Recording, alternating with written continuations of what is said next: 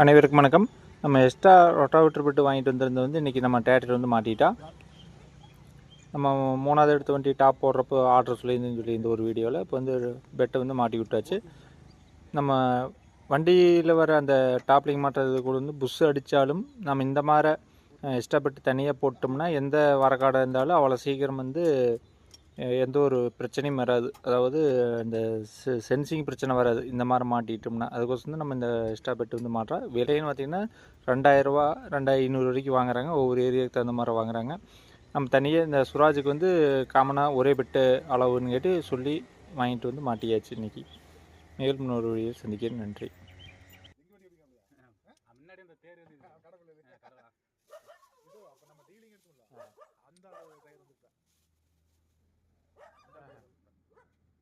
ஓ, இங்கே எலும்பந்தூர்